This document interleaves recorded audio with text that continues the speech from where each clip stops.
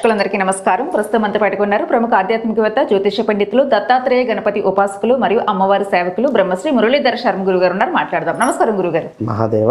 గురుగారి ఆరుద్ర నక్షత్రం శివుడి జన్మ నక్షత్రం, చాలా ప్రత్యేకమైన రోజు కాబట్టి ఆ రోజును అందరూ ఎలా వినియోగించుకుంటే ముఖ్యంగా ఏదైనా ప్రాబ్లమ్స్ నుంచి బయటపడే అవకాశం ఉందా? ముఖ్యంగా ఏదైనా ప్రాబ్లమ్స్ అంటే శత్రు బాధలు కానీ ధనానికి సంబంధించి కానీ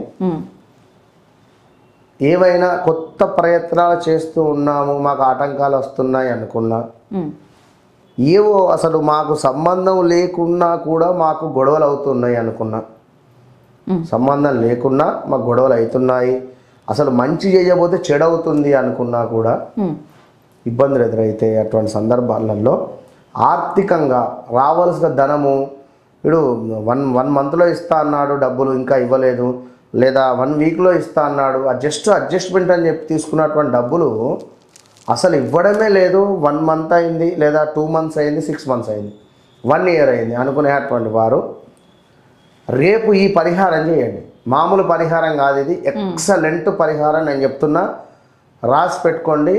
మళ్ళీ రాదు, 1 ఇయర్ తర్వాత వస్తుంది. ఎందుకు అంటే భాద్రపద మాసంలో అష్టమి తిథి కూడా ఉన్నది ఇక్కడ. అవును, అష్టమి తిథి రోజు మనకు ఈ యొక్క స్వామివారి ఏది ఈశ్వరుని యొక్క బర్త్ నక్షత్రం ఆరుద్ర నక్షత్రం ఏదైతే ఉందో ఈ నక్షత్రం రావడము అద్భుతము కనుక మరి ఈ రోజు నాడు ఎవరైతే కాలభైరవ స్వామికి పంచామృతాలతో అభిషేకం చేసుకుంటారో, లేదా కాలభైరవ స్వామికి అర్చనైనా చేసుకుంటారో, లేదా కాలభైరవ స్వామికి వడమాల వేస్తారో, కాలభైరవ స్వామి యొక్క అష్టకం కాలభైరవ అష్టకాన్ని ఎవరైతే చదువుతారో, ఇది కూడా కాలభైరవ అష్టకం సుమారుగా కూడా 27 సార్లు చదవాలి.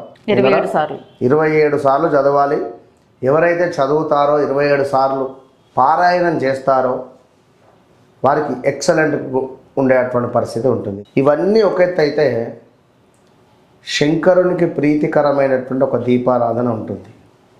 అదేమిటయ్యా అంటే ఎవరైతే కొబ్బరికాయను పగలగొట్టి ఆ 2 వక్కలు వస్తాయి కదా చక్కగా కూడా తెలుపు రంగుగా ఉండేటువంటి ఆ యొక్క కొబ్బరి కాయలలో 2 కొబ్బరి వక్కలలో దాన్ని చక్కగా ఓపెన్ చేసి చక్కగా పగలాలి. అడ్డం పగిలినా అది 10 ముక్కలైనా నేనైతే బాధ్యుని కాదు, కరెక్ట్గా పగలాలి. కొబ్బరికాయ సరిగ్గా పగలాలి. నేను చూస్తూ ఉంటా గుళ్ళో కొట్టి కొట్టి కొట్టి కొట్టి 10 వక్కలు చేస్తారు దాన్ని. అంటే ఒక కొబ్బరికాయ కొట్టేటువంటి దాంట్లోనే మనకు అర్థమవుతుంది మనం ఎంతటి సాత్వికులు అంటే ఎంతటి సాఫ్టా హార్డ్ అనేటువంటిది. కనుక సింపుల్గా కొబ్బరికాయ కొట్టి 2 వక్కలను ఒక ప్లేట్లో బియ్యం పోసి, బియ్యము లేదా గోధుమలు లేదా 9 నవధాన్యాలలో ఏదైనా మీకు నచ్చినటువంటి నవధాన్యాలు చక్కగా ప్లేట్లో పోయండి. ఎక్సలెంట్ అంటే మోస్ట్ పవర్ఫుల్ ఇది ఎవరికి చెప్పొద్దు. ఐశ్వర్య దీపం కంటే టాప్ రేట్లో అధికంగా ఫలితం ఉండేటువంటి దీపం ఇది రేపు మాత్రమే చేయాలి. రేపు ఉదయం నుండి సాయంకాలం వరకు ఎప్పుడైనా చేయండి, సాయంత్రం లోపు కూడా చేసుకోవచ్చు. ఈ వీడియో ఒకవేళ ఇప్పుడే ఈ రోజు ఎవరైనా చూసినట్టయితే రేపు ఉదయము 5:40 కల్లా చేసేసేయండి.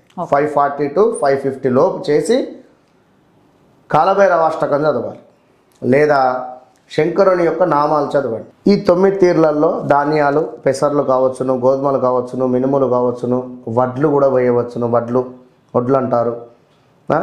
ఇలాగే పెసర్లు కానీ శనగలు కానీ ఎవరికైతే ఏ పనులు కావాలి, భూ సంబంధిత ఇబ్బందులు ఉన్నవి, మీరు అదేమిటి కందులు పోయండి, కందిపప్పు కానీ కందులు కానీ ప్లేట్లో.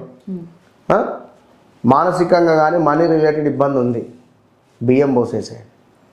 వివాహ ప్రయత్నాలు ఉన్నవి, ఏది అమ్మాయికి కానీ లేదా అబ్బాయికి కానీ బియ్యం పోయాలి. బిజినెస్ పెసర్లు పోయండి. రాహుకేతువుకు సంబంధించిన ఇబ్బందులు ఉన్నవి, ఒక పక్క మినుములు పోయండి, మరొక పక్క ఉలువలు పోయండి. ఇటు ఒక కొబ్బరి వక్క, ఇటు ఒక కొబ్బరి వక్క. విన్నారా? ఇక లేదు మాకు ఇంకేదో ఆర్థికమైంది కానీ లేదా హెల్త్ ఇష్యూస్, గోధుమలు, ఇట్లా స్టడీ రిలేటెడ్ పిల్లల చదువు కానీ చదువుకు సంబంధించిన ఏదున్నా కూడా శనగలు. ఇట్లా చక్కగా మంచి ప్లేట్ తీసుకొని విస్తరాకే తీసుకోండి, వేరే ఏదొద్దు.